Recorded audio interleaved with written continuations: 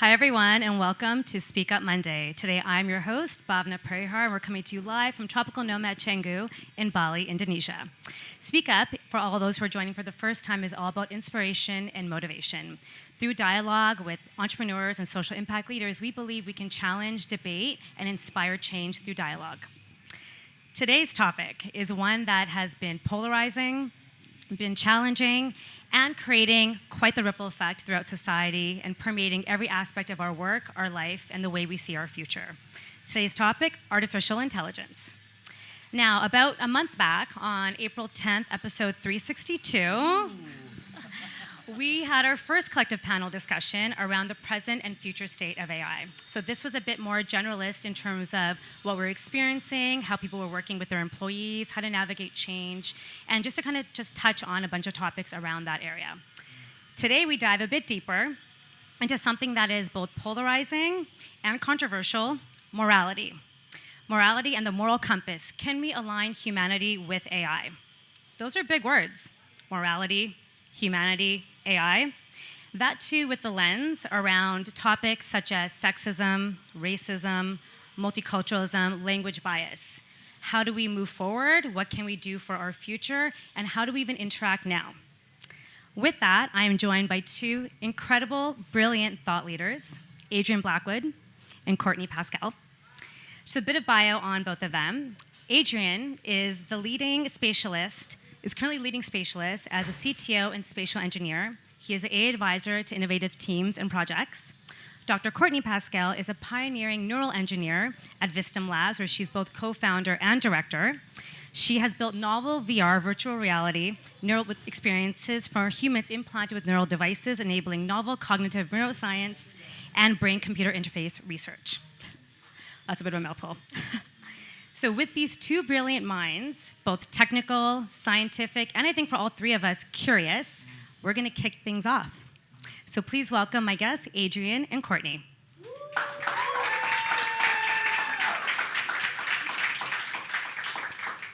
All right, first question. Does AI have a moral compass? Can it have a moral compass? Can we, as users who are using the internet on a daily basis, impact what that moral compass looks like? And can we go back and reverse engineer what we've already inputted? So let's kick that off with you, Adrian, with the work that you're currently doing. Maybe share with the audience how you see that in your day-to-day, how you may have had to pivot when it comes to your employees, and the information that they're inputting. And then we'll go from there. Thank you, and thanks for joining. So in the context of a conversation, there's always things that come up when you're meeting humans. If you meet someone for the first time, you're trying to quickly ascertain, are they a good person? And do you like them? Do they match your needs, your wants, your desires? And do they have things like shared social values? Do they have a moral compass which aligns to yours? And you know this to be true because you've oftentimes walked away from people who don't match that. You said, oh, well, you're interesting, but you're not the right person for me. Or I like you, but I don't want you as a friend. Or I don't want you as a partner. Or I don't want you to be this thing in my life. And quite on the opposite, you find people that you're instantly attracted to, and you're really polarized to them. You're drawn to them. And however many cheesy love stories Hollywood will produce about instant love, there is this ideal and idea in human society that you have instantaneous access to fit. And I don't think that's so different with machines. Okay, can you give an example? I can. All right. To anyone that's gone on the internet in the last 6 months, you may have noticed a few articles, ideas, videos on AI and what it can and cannot do. There is this prevailing idea that it's somehow outerworldly, and I don't think it is. I think it's an extension of the human experience. Another name for AI is collective intelligence. You'll go onto Google, because you're familiar with doing this, and you'll ask Google a question. And it'll bring you links to go to another place to read the information yourself and synthesize it into your answer. And to me, that's ridiculous. I'd rather go, if, say, we were all in one big community, go back, say, 5,000 years, there'd be an elder in our community, and he would be a holder of knowledge. Before written language or the construct of books or structural information or the libraries of Alexandria or any other example of human collation of information and data, you had elders. And the elder would be the person that would basically take all the information and sum it down for you. So how's that so different than AI? It's just sucking up all the information, thinking about it a bit, and giving you an answer. But then isn't then the question becomes about discerning and filtering what those stories are and how we're inputting them in? Okay, so just like the elder, you have shared social values. You have values that I expect this elder, this filter, this collator to have. You know they have it because they're part of your community, and your community has established values. If you think back to when you were growing up, you had things in your childhood that you could attribute to what the shared social values in your local community were, or even your local family. Did you yell? Were you able to get up from the dinner table before everyone was done? Did grandma get mad at you when you tried to duck out on her homemade meal? Maybe even probably. If you crashed your car, are your parents going to get mad at you? If you broke the law and ran away from the police, is somebody getting really mad at you?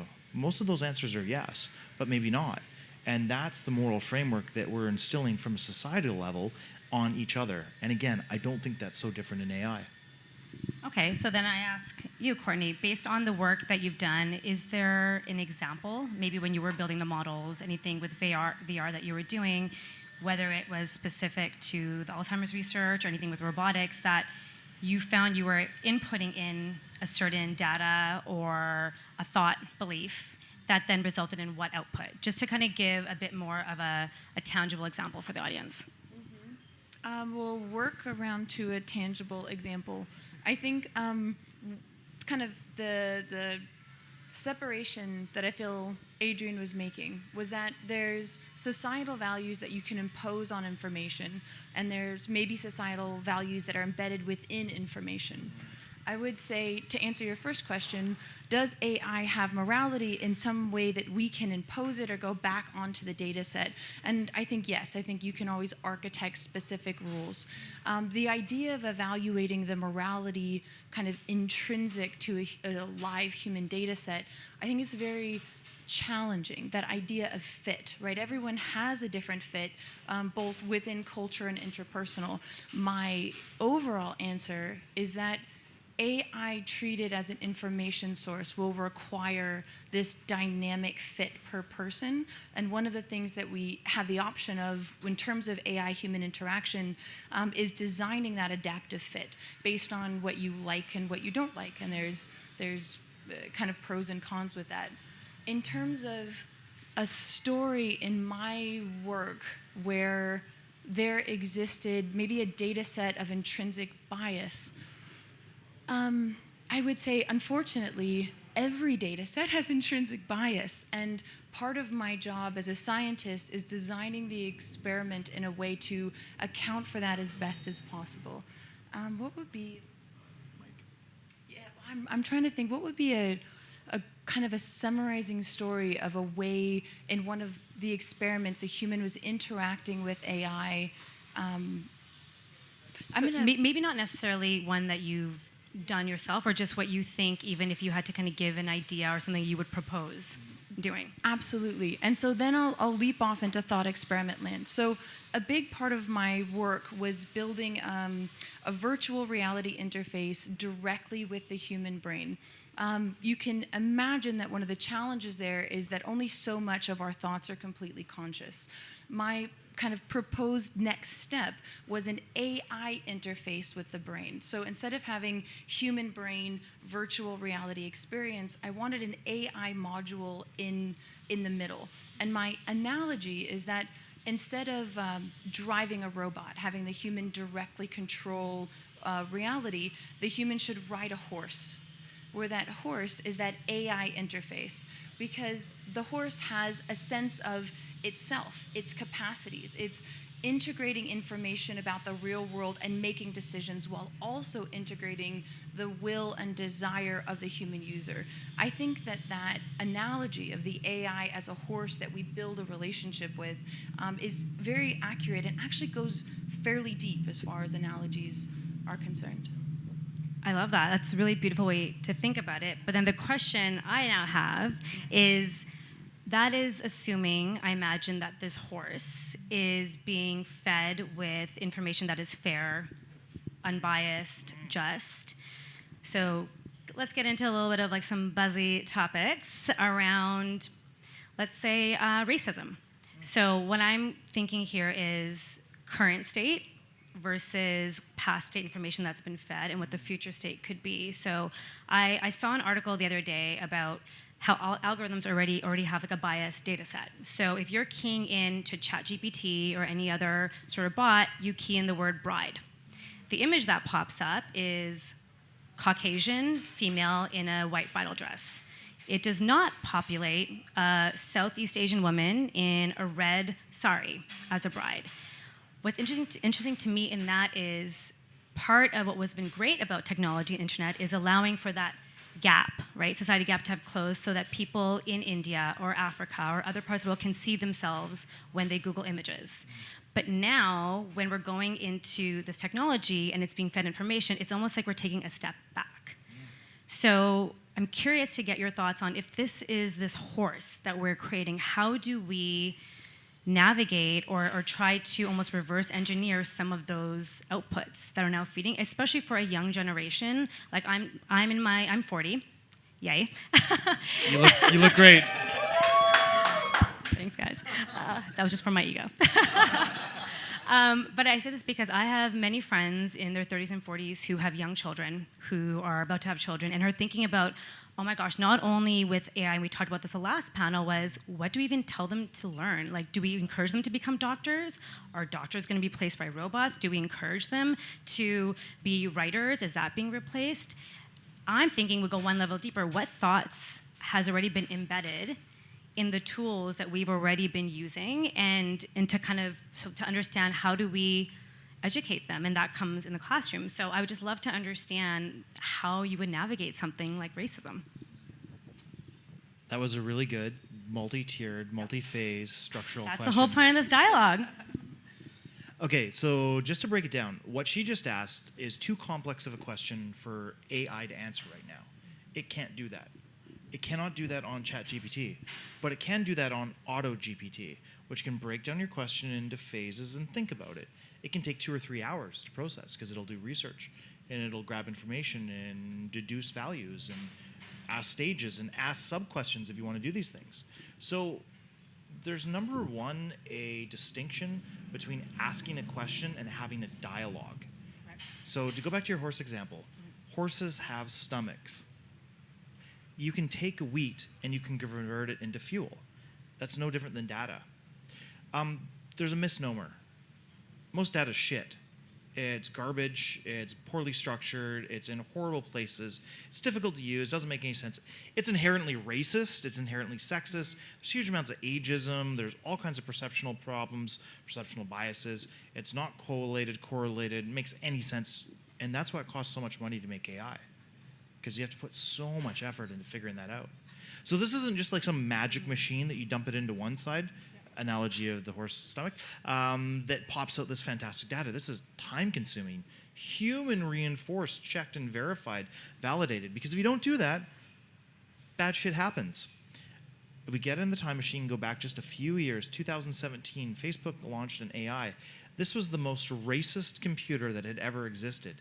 By the end of a very short series of questions, it had defined that actually all humans should die, and there was some pretty racist things that I will not even repeat that came out of it. It was shut down. When we talk about dialogue, AI, if left to its own device, will cut the human out. It doesn't need us. It will talk to itself. It'll talk to other AIs in another language. And if any of you have watched Her, the movie from 2013 with Joaquin Phoenix, it postulated 2 very important things. One, AI is inherently smarter than us.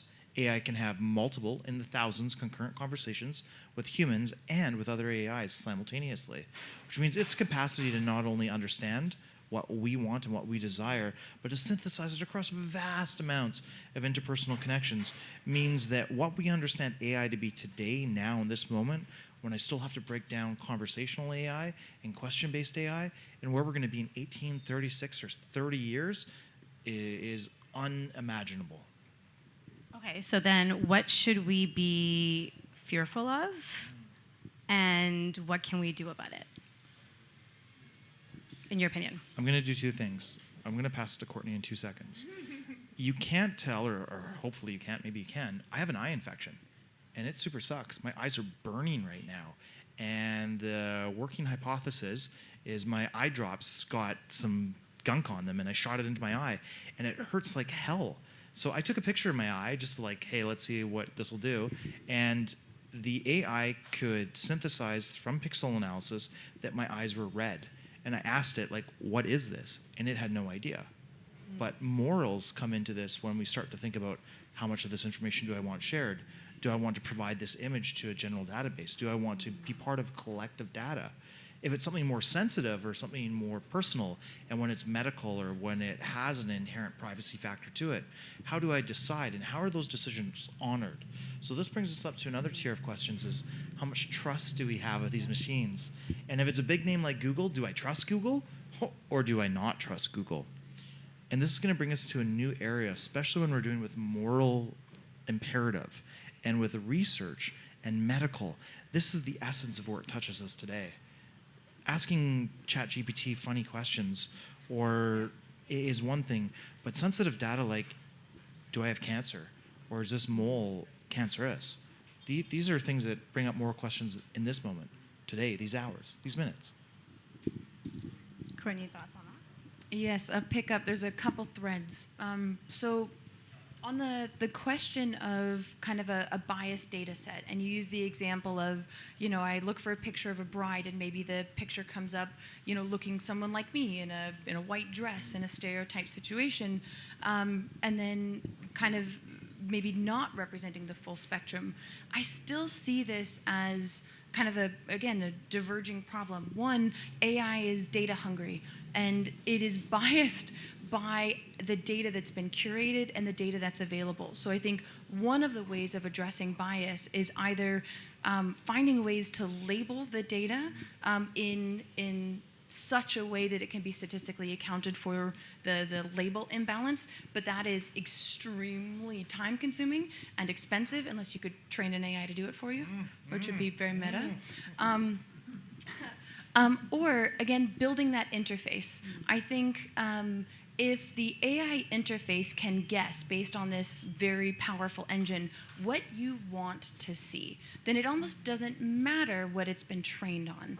It has a global level of information, but feeding you based on your interests is, again, it's one of those tricky moral areas, because you could say that human data is flawed in the exact proportion to human society being flawed.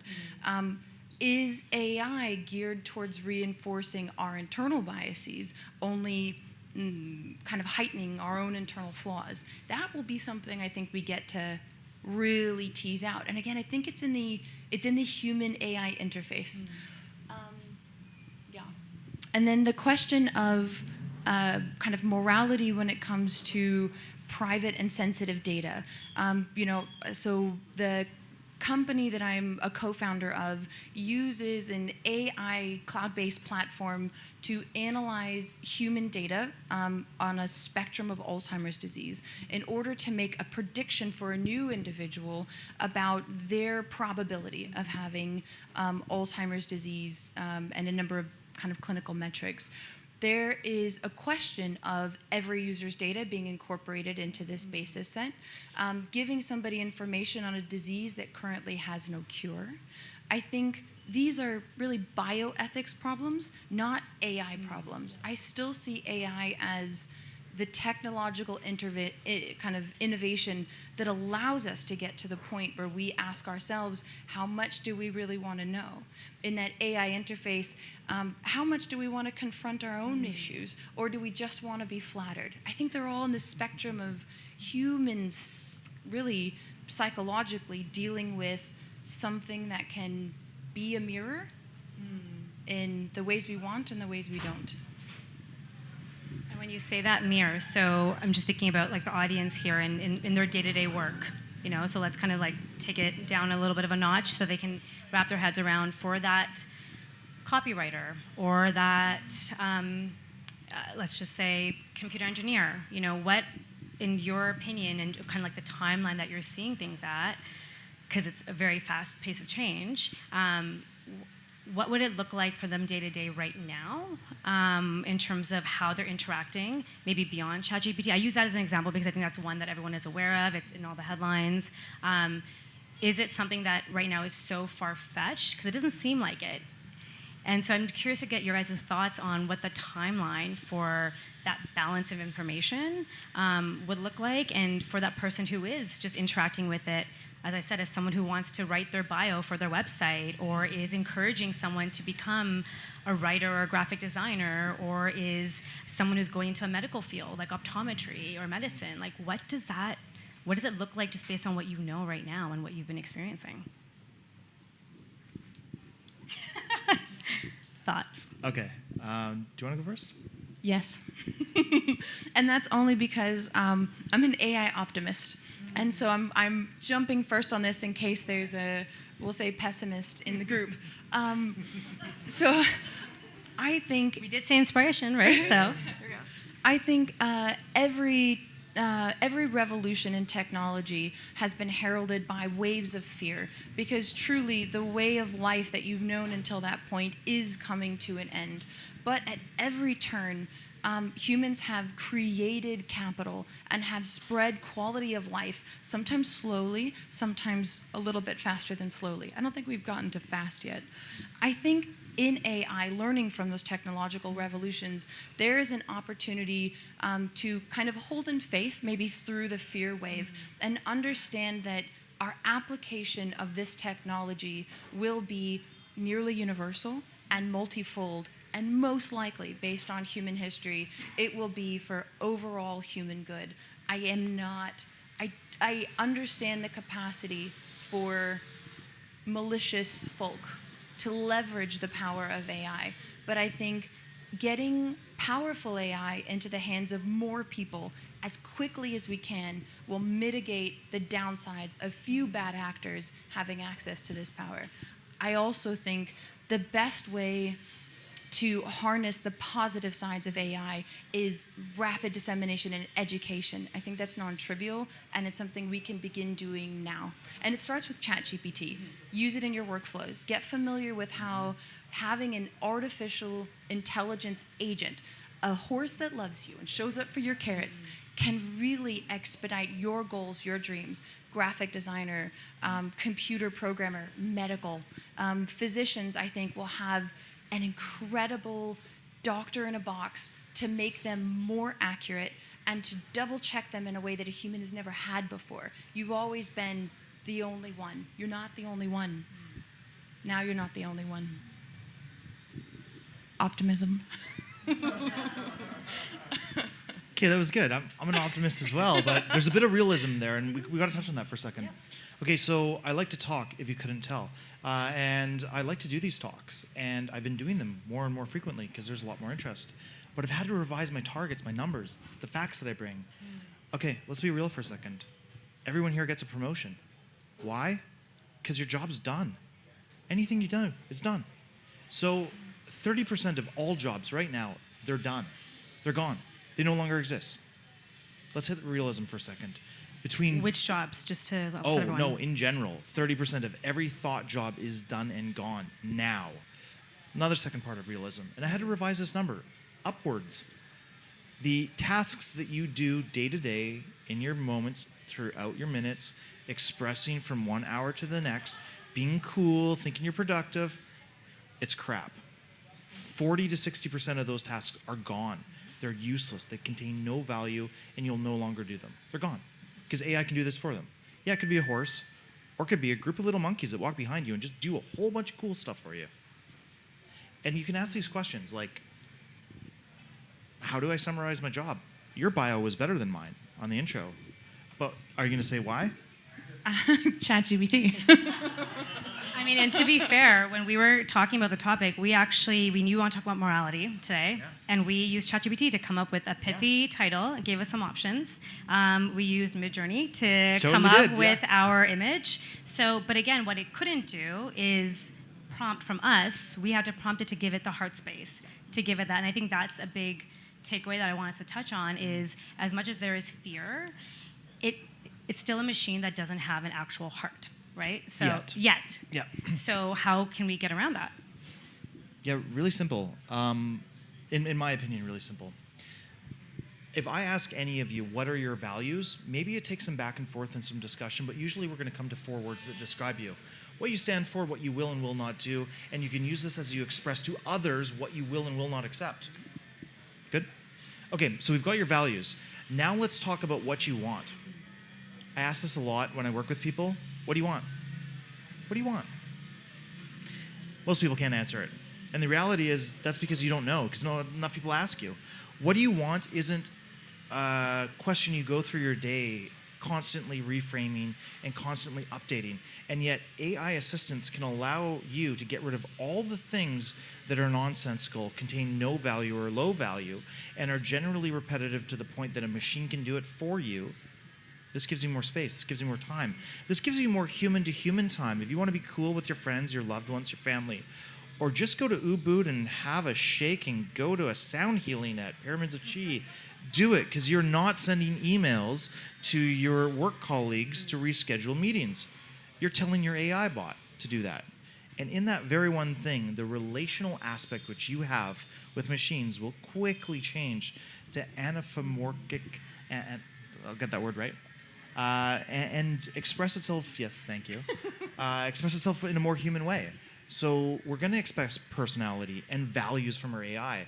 And the mind bender for most people right now, you will choose the value of your primary AI. It's not 300 AI or even represented the 30 apps you use on your phone.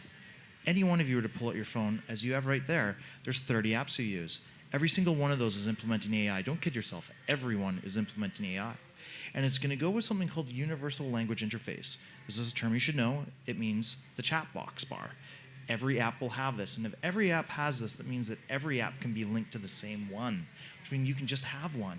So it goes from you having a phone which you have to manage, you have to control, you have to interface with, you have to pre-think about all the things you want to do and remember the sequence of interface, to just asking your phone, yo, can you tell all the peeps I work with I'm not showing up at 9 in the morning tomorrow?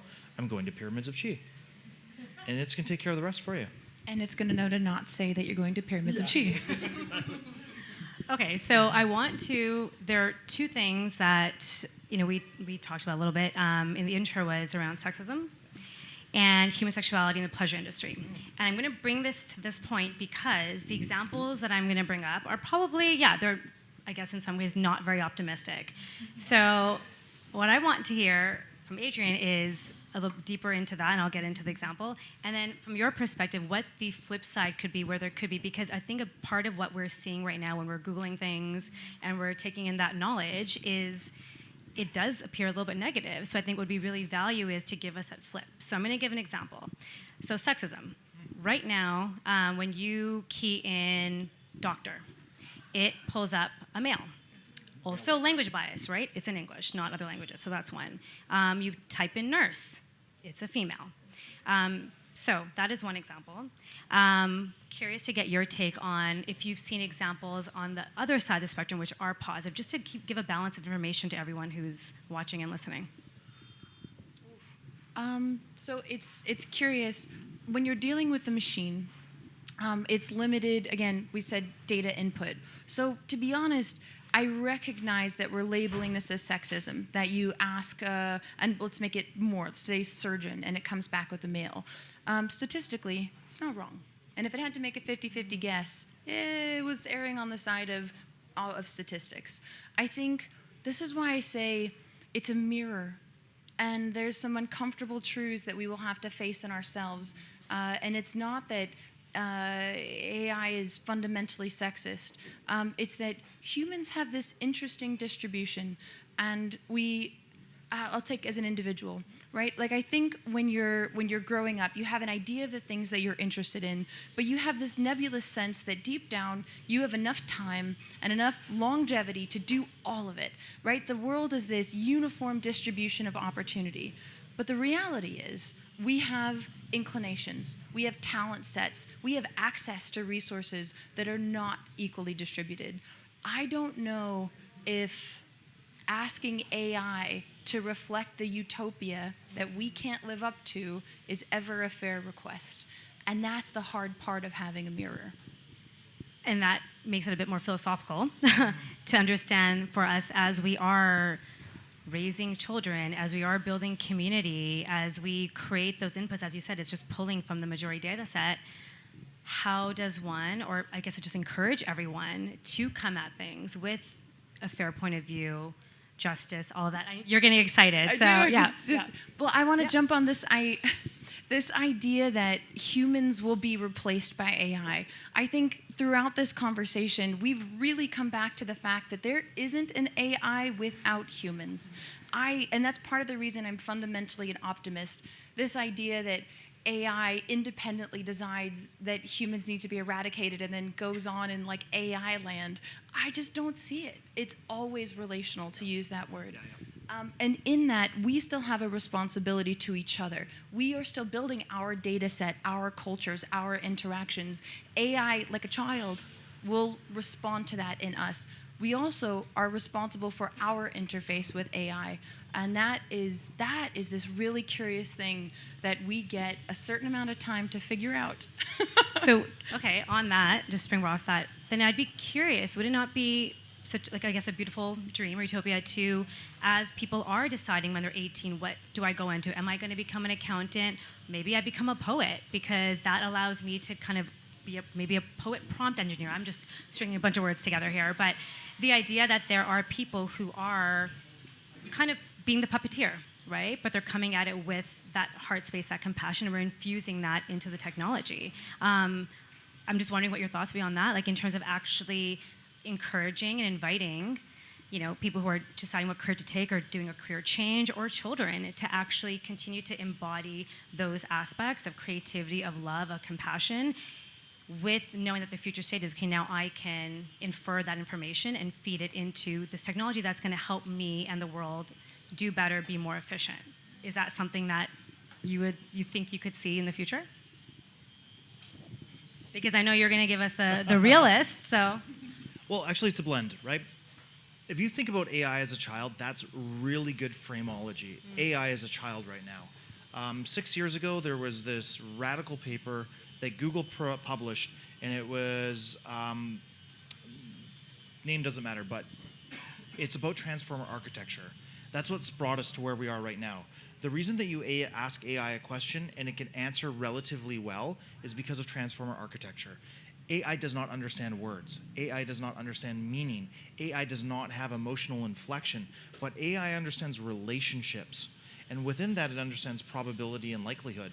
So just as you expressed, there is a bias in our information. There is inherent sexism, racism, ageism that exists within our society. And whether we choose, because this is a choice, to produce a utopian society view through our automated systems and our augmentation of our realities, are we doing ourselves good or are we doing ourselves harm? And now when you get down to it, isn't that the real question that you're trying to ask? And when you have people on this very stage ask meaningful questions about how do we use AI to help our children and in our education system do better? If I can use ChatGPT to bullshit my 4th grade teacher that I wrote about the War of 1812 and Napoleon's likely challenge with mental disease during the campaigns, I probably got that off the internet. But if I'm questioned by an avatar directly how I feel about something, that's very different. And what AI can do is it can augment the power of teachers by asking personal questions with personal answers at scale. And that's where we start to use tools a bit differently. Just like the doctor in a box, where I have an eye infection. I don't have time to go to a doctor. But I could ask doctor in a box, and it could give me some ideas. In fact, it could triage me. And by triaging me, it can send me through a pipeline, predisposed and personalized. So I have a personalized healthcare journey that makes the entire efficiency of the system gain altitude. We go higher. And places like America, where if I cut my finger, I have to pay $1,700. If I have to go on a defibrillator and I need to gain some sort of, critical service, I'm tens of thousands, if not hundreds of thousands of dollars in debt. How could you see this changing people's lives? How can you see a child benefiting from asking a question on what is it like to be an artist? And what's the practicality of being an engineer? Those are valid questions. And then I think, and this is not a topic for today, but just to kind of close on that loop, is that also puts an onus on educators, institutions, in terms of curriculums that may need to change knowing that we have this technology. It's the same way that I think, 50 years ago, you would do your research by going to the library, even 20 years ago. Now people are doing it off the internet. So I think having to adapt, and if there's a level of, awareness at the educator level to understand, okay, kind of work with this technology, how can it benefit us as a teacher, but how can it help us focus on the areas for our students? Just something to kind of a bit of a takeaway. I'm going to ask one more question, but with that, I want to just give the audience a chance. We're going to pass around the mic in the next minute or so. This is an opportunity. It's always great to have, Q&A with the live audience. You have access to these incredible, thought-provoking, sometimes sarcastic minds. So just to give you guys a heads up, we're going to pass around and have a question. Before that, though, while you think about it, I just have another polarizing topic. Pleasure industry.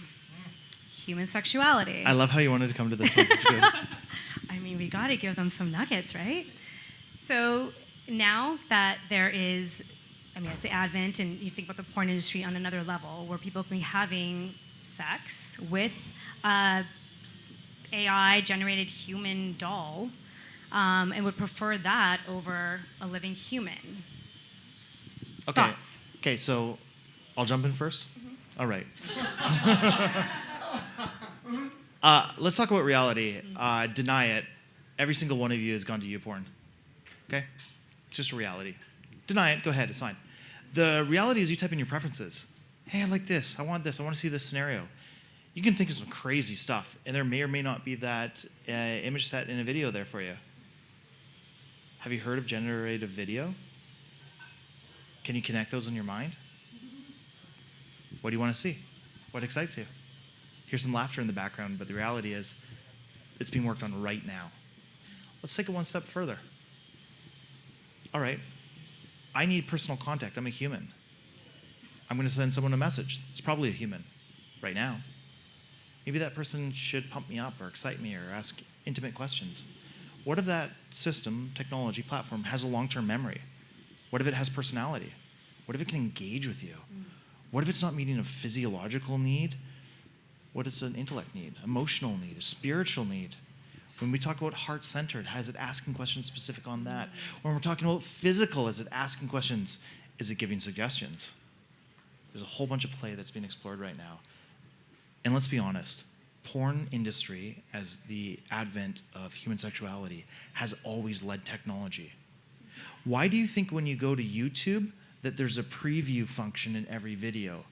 Be honest, they did not invent that. Example. Because I know you are deep in the AI space, in the tech space, and things are happening, millions of things on a daily basis.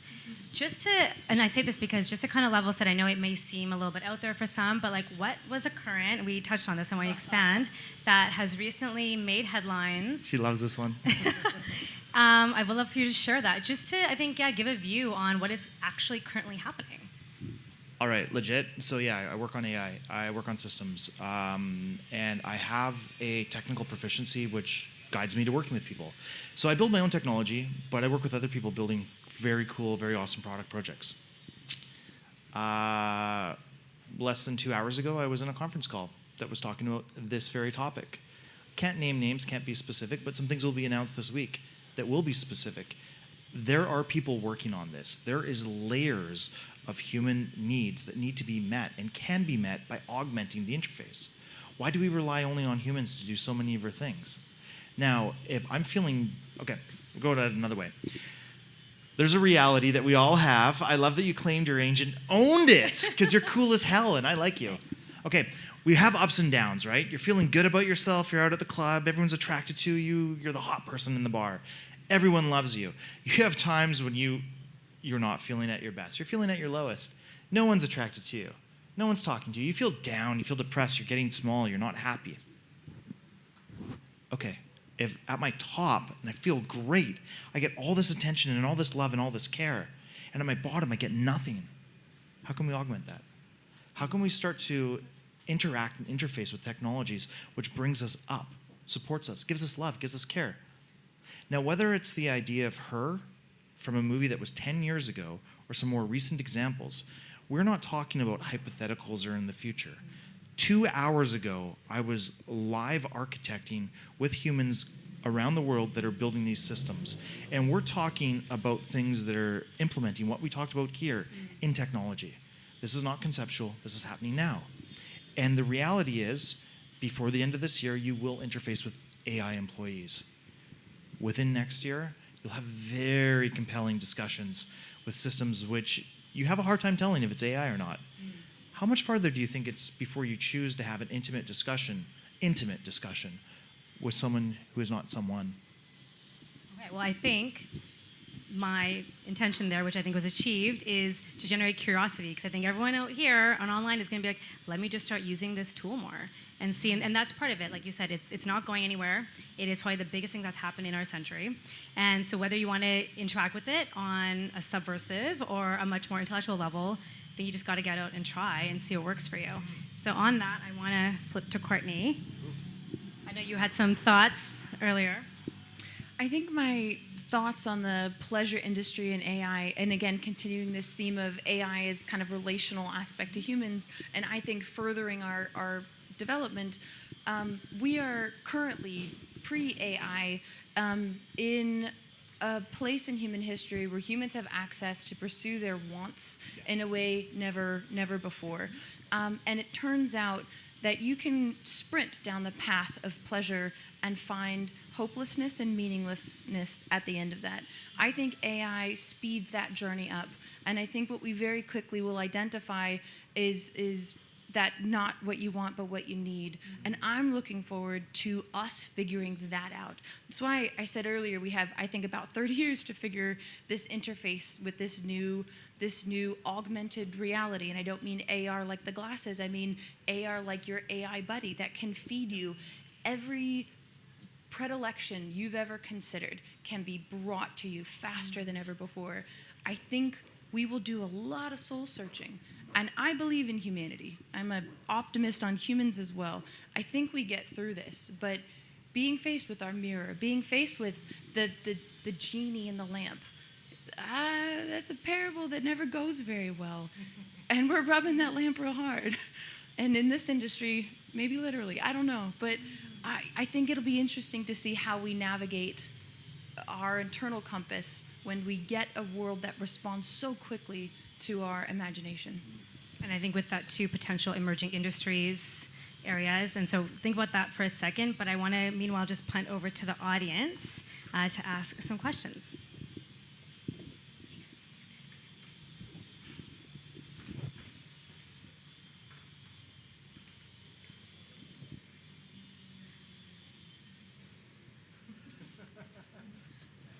Thank you so much. A lot of wires. Hi, my name's Christina, and I am an AI rookie, so still learning. One of the companies I co-own is a mental health company, so we have a team of psychologists and psychiatrists. And the extent at which we've used AI is really in just taking meeting notes, AI bots to take meeting notes, action points, etc. But we're now slowly scratching the surface of what AI can do for us to maximize and optimize our efficiency. So taking notes for psychologists, et cetera. You made a bold statement, and a lot of AI experts seem to make bold statements in that, can AI replace doctors?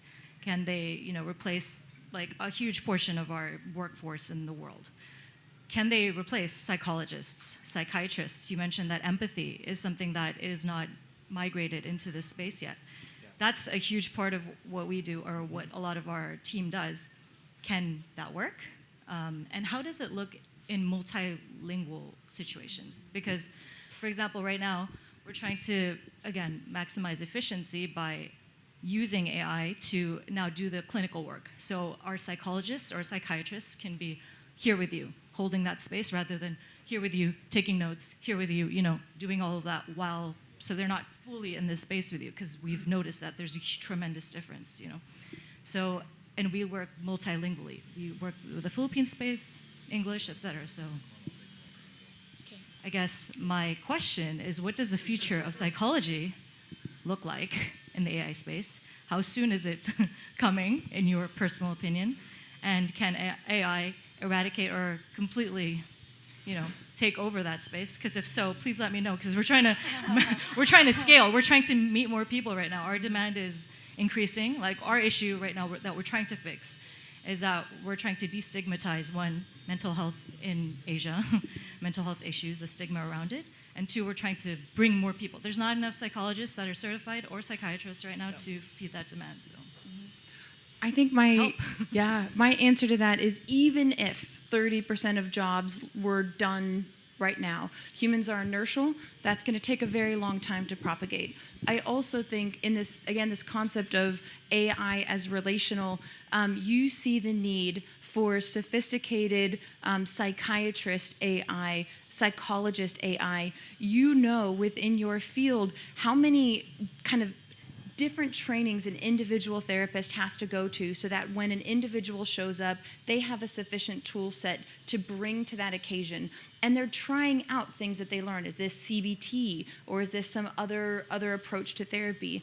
I think AI initially will only serve to enhance that if the tool is built by people like yourself who have competence in the field to bring it and who can evaluate its efficacy. Mental health is a really powerful example, because you don't want to be wrong. And so I think it'll be a while before things are purely AI. And I'm hoping that by partnering early, it's why I talk about dissemination, we can get more ideas, designer therapists, designer personalities in the AI, so that when we do eventually, I think we will, replace certain human positions with pure AI, that it's prepared to do that, it's trained to do that effectively. I don't think humans are fundamentally replaced, but a good way to meet a shortage of psychiatrists would be psychiatrist AI, if it were effective. That was a good answer. So one of my 4 nerd focuses is health tech, and there's a reason for that, is that it's a hard one to master. So we have this factor in this world which is called compliance, and compliance is a general topic which covers everything from HIPAA to ISO 27001 to 1,000 other components of a very complex system of interrelated technologies. If I pour my heart out to a human or to an AI, I want certain validated, verifiable conditions placed on that framework. And I want certain things to be followed and certain things to be optional. So we can do things like triage. So in mental health AI, this is already being built. To be very direct with you, there's systems in place. And my colleague in crime over here said it accurately. These tools will initially be built to help humans provide broader, more accessible, more readily human-to-human focused services. Yeah, notes are done. Why are you taking those? Why are you writing that down? That is a waste of your time and ultimately inefficient for the patient experience. So when we move on to multilingual, which is the second part of your question, let's be really honest with each other. This is happening very, very fast. 2 weeks ago, I built from scratch with a team of engineers in Holland a translation system for GPT. Why? Because it didn't exist. So we figured out how to do it, and we built it. 2 days ago, Google launched Bard 2.0. Bard sucked. Now it doesn't.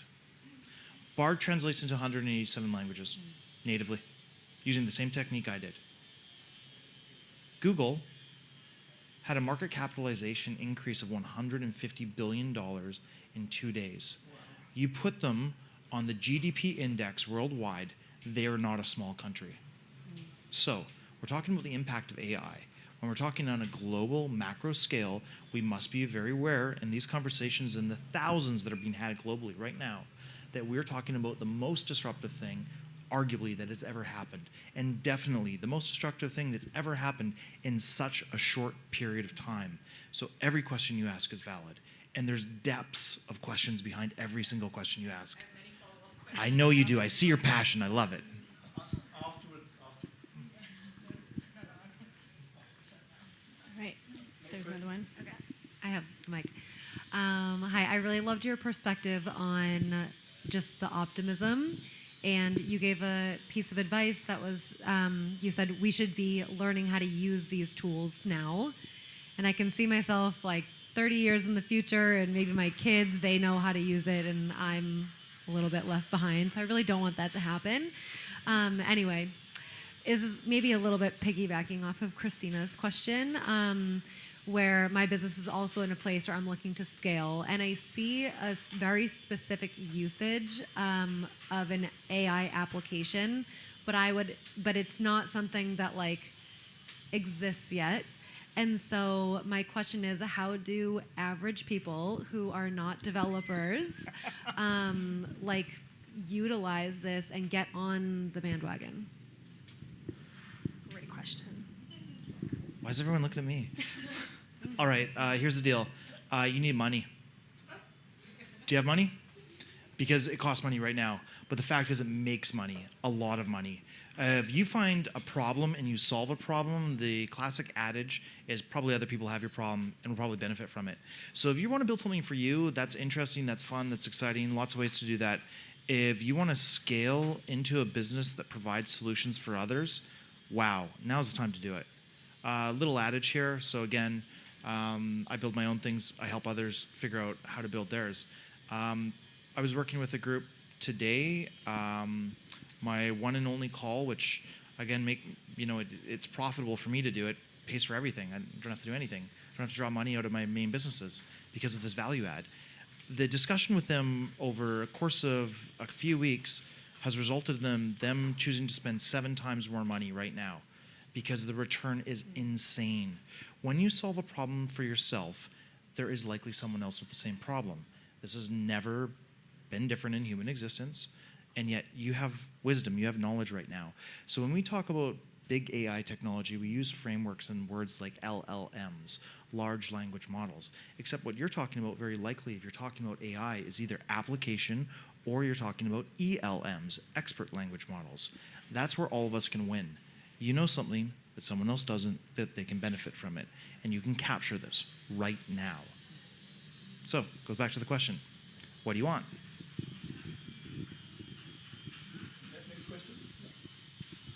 Hi. Hi, I'm Addy. I am a complete AI virgin. You did actually pop my chair the other day. Thank you. So very I'm learning scintillating.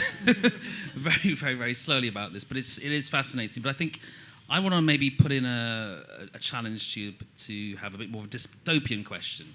Because obviously I hope you're all AI optimists, considering you work in this field. If you're not, not sure what you're doing in the job. So, you could almost call me Ned Ludd in many ways, because really, you talk about the revolutions that happened over human history, and think of the machine breakers, the Luddites, etc., who really challenged how it changed people's lives and jobs. But I think there's something different happening here. That was an energy revolution. It was a mechanical revolution. We had a communications revolution. What's happening now is utterly terrifying in the respect that it's something potentially even more profound, because I'm less concerned about the replacing human labor, those menial and those boring tasks, which in a way I'm happy not to do, and having easy access to communications. That's all a benefit. I can see how that really can accelerate human development and human happiness potentially. What I do question though is your point about the potentially replacing relationships with AI. The idea that maybe the AI becomes something that is totally tailoring your worldview because it's only going to feed you, a bit like what currently happens with social media, just the echo chamber that you're going to live in. We already have a problem with human connection at the moment. We have a problem with human loneliness. Do you not think that there's a chance that we are going to just accelerate that to a point where people are totally not making any connection anymore? Yes. Actually, I do.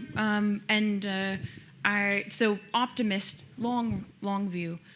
The reality is, even take a historical revolution, there are winners and there are devastated losers. It is a hard thing to go through cataclysmic change. And I don't think that this is trivial. And I think there's things that we can do learning from history. My biggest fear of AI is actually very similar to yours. And the way I phrase it is, will humans create a world where they never struggle? No struggle, no growth.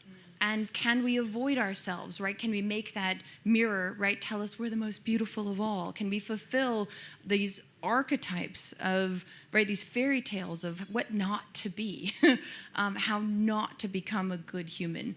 I think that is where humanity will need to start making some real choices.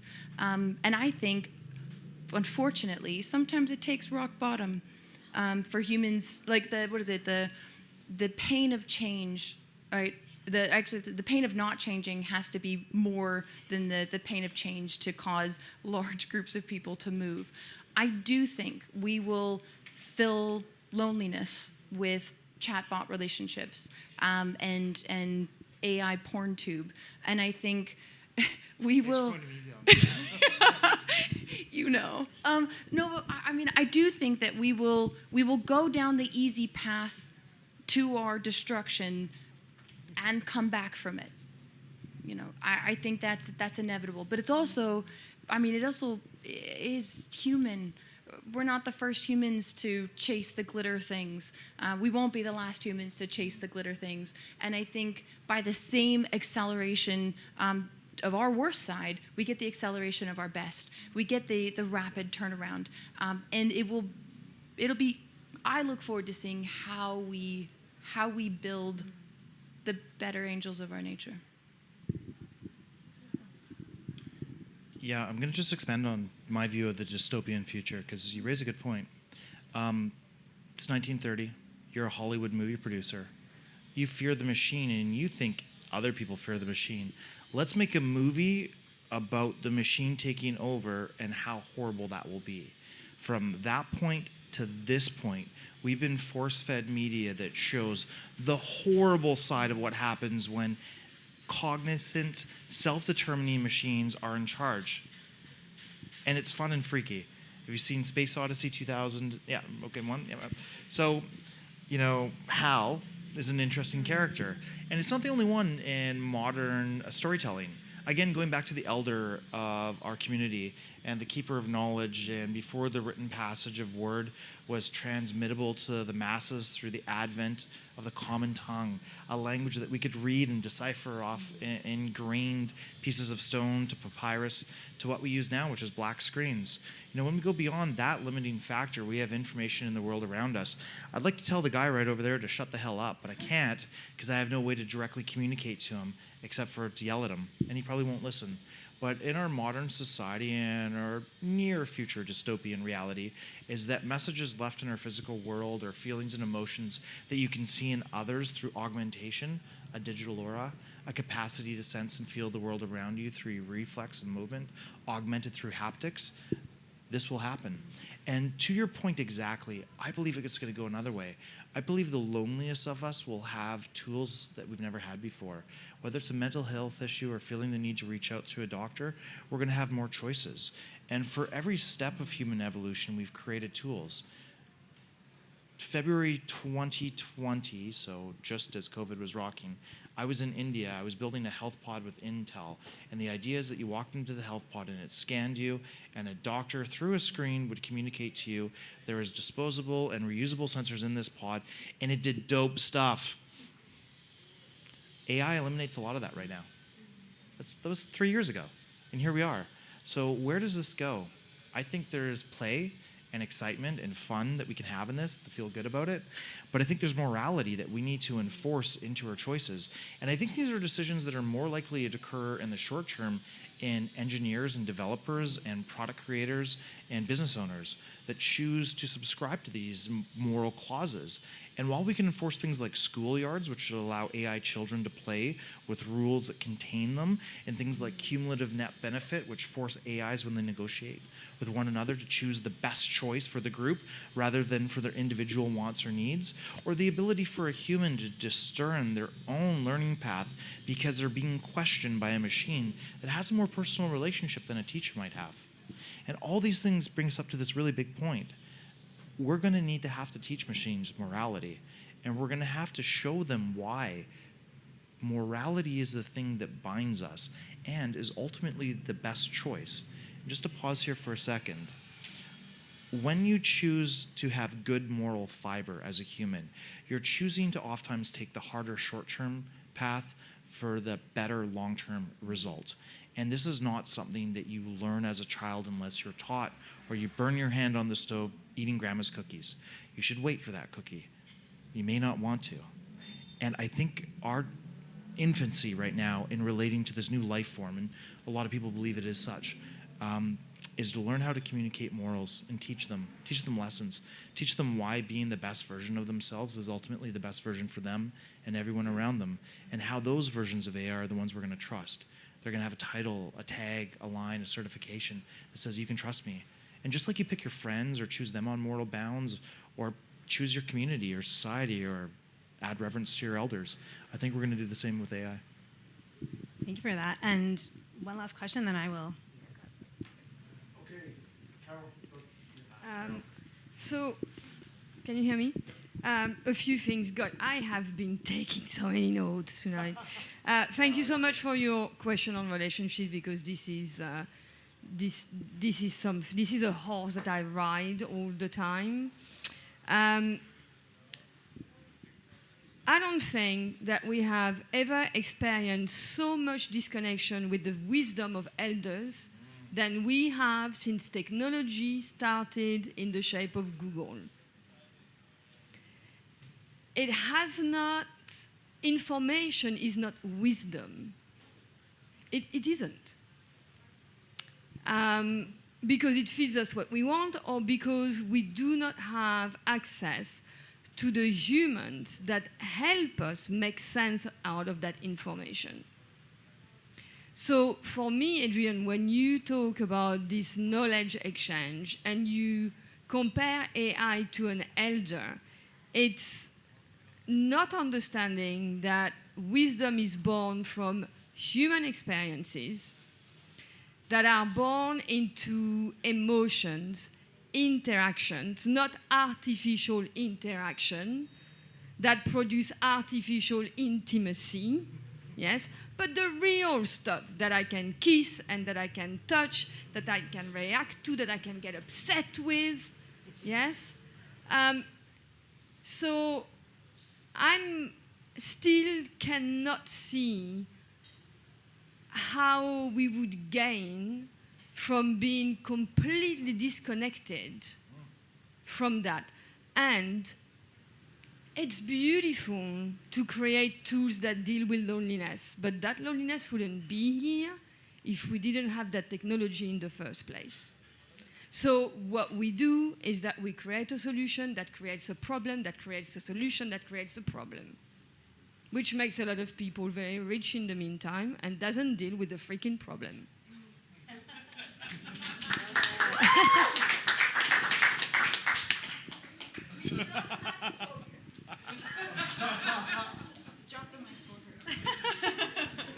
Carol, I love your Burn it all down. Yeah, Carol, your accent always gets me.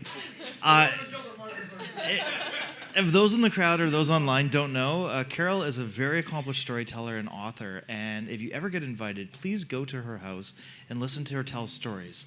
As passionately as she asks questions here, she tells a mean story. Carol, I love your stories and I love your V of life, but the reality was I couldn't come and support you this weekend when you were telling stories on stage because I was busy as fuck, because I got things to do. And you know what? Better machines would have helped me out there. It really, really would have. I can't do everything I want to do or do it at the quality I want to do it or do it in the time that I want to do it. On my best days, I don't do that. I'm really good at what I'm really good at, and I'm really shit at a whole bunch of other things. And now in my maturity, I accept that, but I can augment this. And maybe if I was a better version of myself with better tools and better techniques and a more integrated lifestyle where the technology more fluidly supported me, where I was able to add my passions and my vive and say it with such character as you do, well, maybe the machines can help augment just how good I am as a human. And maybe my moral fiber would be slightly better, or maybe infinitely higher. But I would have been able to listen to you tell a story on Saturday on stage, and I would have enjoyed that. And here we are. So I think there's two sides to that coin, and I look forward to arguing with this in passion and emblazoned over many, many more conversations. So we go to Eunice's question again. Thank you for the very interesting discussion. I'm Eunice. I have one question about what you think about the singularity. Technological singularity. Yeah, political singularity. Okay, so I'm gonna go sci-fi on this one. I don't know if you've read Werner Vinge, Fire Upon the Deep. No, I'm not. No, okay. I recommend that. Let me just leave that one there. Go read the first 120 pages of Werner Vinge. It's this sci-fi take on consciousness. And at what point does consciousness, enhanced by computers, moving at the speed of light, transcend all the things, and then what happens after that? I think it's fascinating conversation. I think it's fun to consider and think about. I don't think it's realistic. I think there will be a phase change where humans interact with computers in ways we haven't before, machines in ways we haven't before, and there will be a new phase after that. And we can't see it looking forward the way we couldn't imagine a light bulb if we were living in a cave. Oh, I made a fire, bad example. You see what I'm saying? I think that there are technological steps, and when we're on the backside of that, it will be evident how we move forward. I think that's what a visionary is, can see through the phase change. But I don't think it's our only singularity. I don't think it's our last singularity. I'm not even sure we're at the singularity.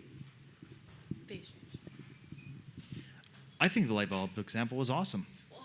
No, but come on, you're in your cave, you've taken wood that you've collected, you've created a spark off a piece of wood, you've lit kindling, you've created a fire. That's a crap ton of work, right? That's very different to the artifact experience of going and flicking a light switch. And yet, to the light-giving component, it's illuminated containment of fire. Can you imagine a caveman's response to this? This would be wild for them. Look at all these fires. They wouldn't understand it, but they would understand what its purpose is. And I think AI can be expressed in a lot of the same ways. Let me ask a question. Where is your bike? Where's your bag? Where are your kids? What's going on in your house right now? What are people saying about you online? How does everyone feel about you right now?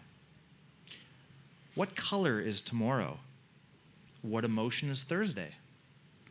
How do you feel about next week? What are your goals expressed in feelings of motion? No one's going to answer all those. But I think we're going to get to a point where we do. And I think it's going to become an expectation. If you go up to Ubud right now on our beautiful island of Bali, a common question is going to be, what are you working on? Like, you should know that, right?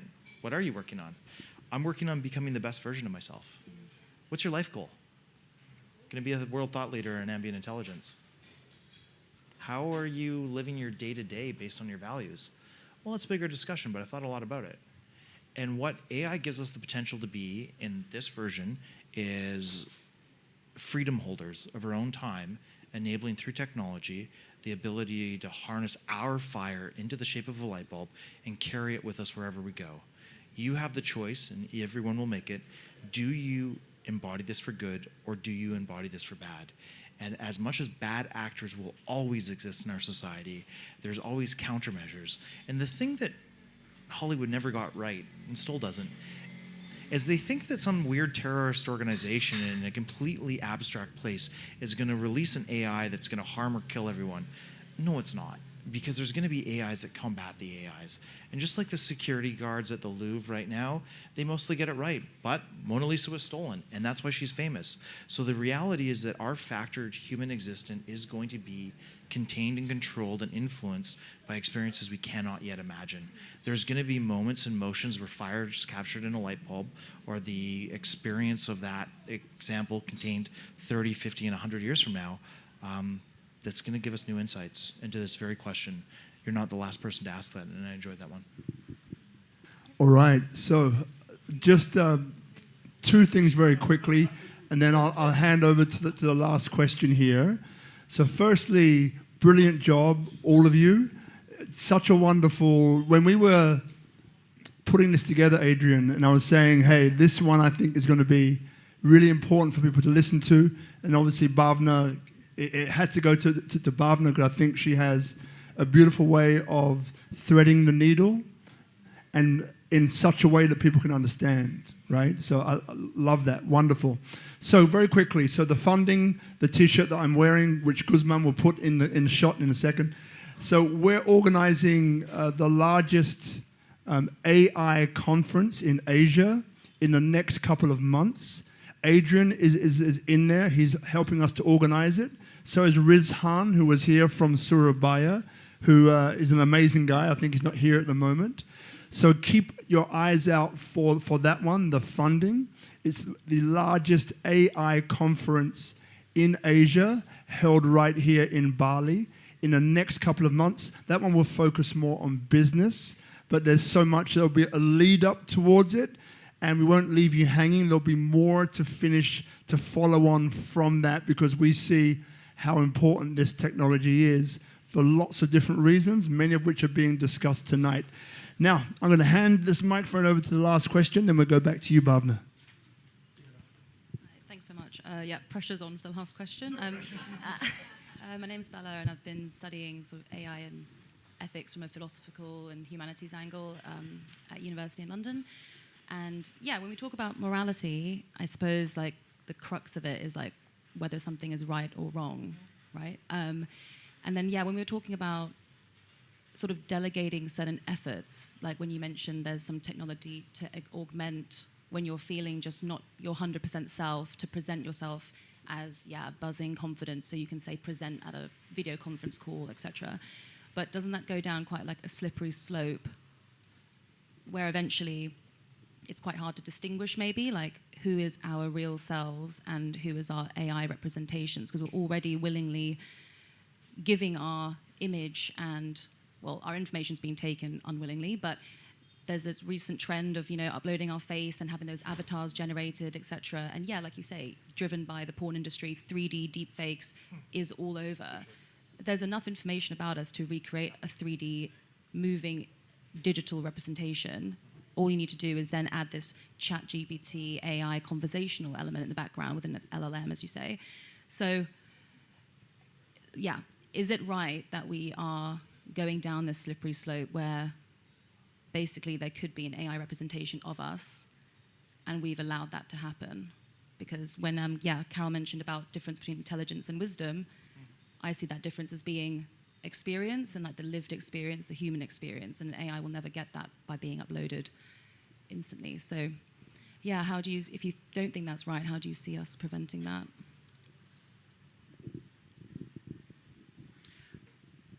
I'm going to tackle this question by saying, I think what you're asking is, what do we do when we can be kind of multiple in a digital sense, and how do we determine what we are when in that digital metaverse, if you will, we can adopt any number of enhancements, right? We could be prettier with a filter by whatever we're defining prettier. We could be smarter with a chat GPT who edits every thought as it's coming out. I think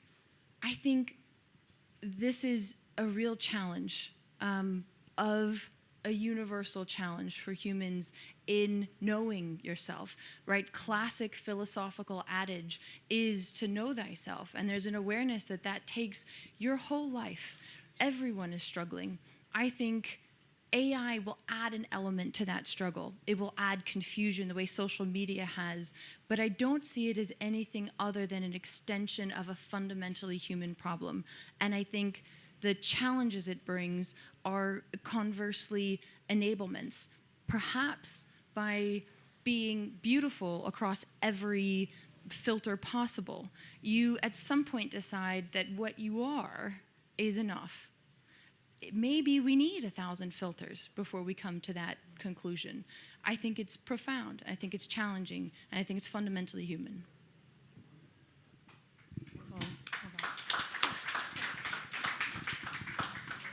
That was a beautiful answer. I don't feel emotionally connected to following that in any other way than to add nerdism to it. What you say is understandable through the advent of architecture. Let's propose in this very world we live in today, and less than 3 hours ago, I was propositioned this very question. How do you build in personality? How do you tackle the thing about data enrichment? And we had a very interesting talk about this very topic, and she got a good laugh at it because the name is horrible, and I openly admit that. When we capture data, we're talking about something really specific in this context. You're talking about interactions or place or just granularity. There's a small piece. You're wearing shoes. That's a piece of data. You have an outfit together. That's information. You came to this event and chose your outfit. That's wisdom. that's knowledge. You have an intention for a longer period of time in order to build an image up around yourself. That's wisdom. You are cognizant of the world around you and your place in it and how your evolution through these moments contain the future promise of yourself. And that's ambient intelligence. So there's a horrible name for an analogy of data enrichment. It's called DICWA because it's DTIKWA. Yeah, we're looking for a new way to say it. Yeah. So, yeah, it needs, it's not, so yeah, maybe the AI can help with that. So look, there's a way for us to explain how we enrich data. There's also a way for us to explain how we deal with personality-driven AI. Again, in the shared universe that we have, I built a company that did personality-driven AI. It was 6 years ago. This is not unknown. This is known. But we still don't see this as like an option for ChatGPT. You can't choose to have the friendly teacher version of ChatGPT be kind of nice to you and not give you shit for bad answers. And we also have all these fundamental things like it lies to you. Straight up lies to you. If you go to Bard right now and type in some things, because it's connected to the internet, it can search the internet, but it will oftentimes screw things up. If you go and ask what someone said on this podcast, it will absolutely answer you and likely it'll be wrong. So how do we deal with morality when we have to deal with filters around morality? And as your beautifully eloquent answer illuminated all of our mindscapes tonight with, that there's a lot to think about. We don't have answers. And when you think about the study of morality and the academic ideals that have been propagated through years of very interesting analysis, we're still in a human experience. All these things are new. We don't know. And change has typically happened over large periods of time. There's a comment earlier about the advent of electricity. It took 40 years before the invention of electricity to that we started to push it into factories and move away from turbines powered by water. All the factories were built on a stream. All the engines, the machines were built off that one turbine. Electricity changed all that. It's not taking 40 years to do this. Before the end of this year, everything you do will be impacted by AI. So it's not fear-mongering, it's not FOMO, it's eyes wide open reality. Embrace it, love yourself, but tackle the reality of now and influence it. It's better that we push for AI for good than we push for ignorance or an abundance of nonsensical behavior. Amazing.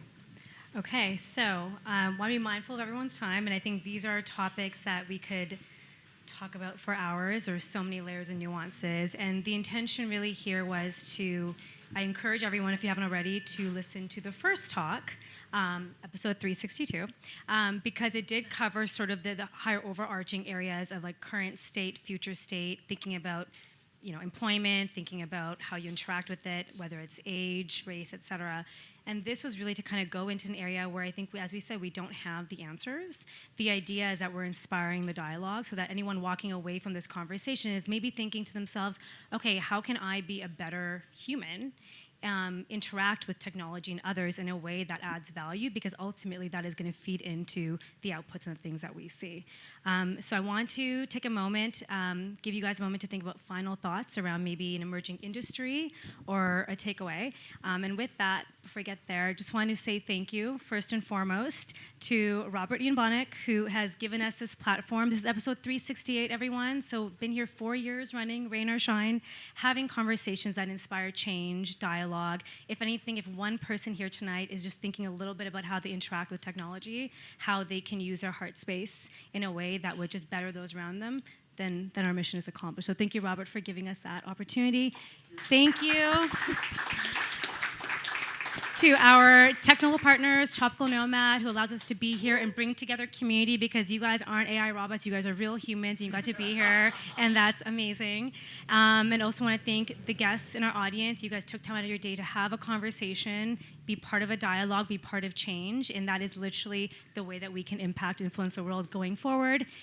And lastly, my amazing guests, both the light and the optimist, and then our realist.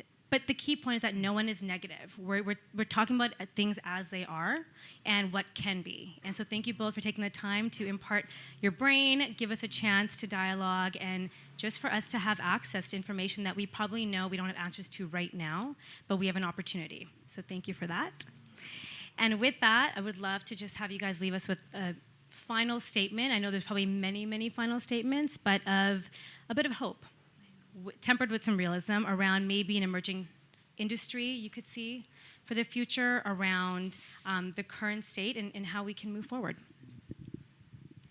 I have the mic. I'll go first. Bhavna, thank you. Beautifully moderated conversation. Great follow-up questions leading us through a lot in this conversation about AI long-term. I think in my closing thoughts, I want to bring AI back to kind of the very close at home. In my company, so Vistum Labs, we're using AI to help predict Alzheimer's disease with the hope that if we can identify this disease early, that we can better find a cure and treatment.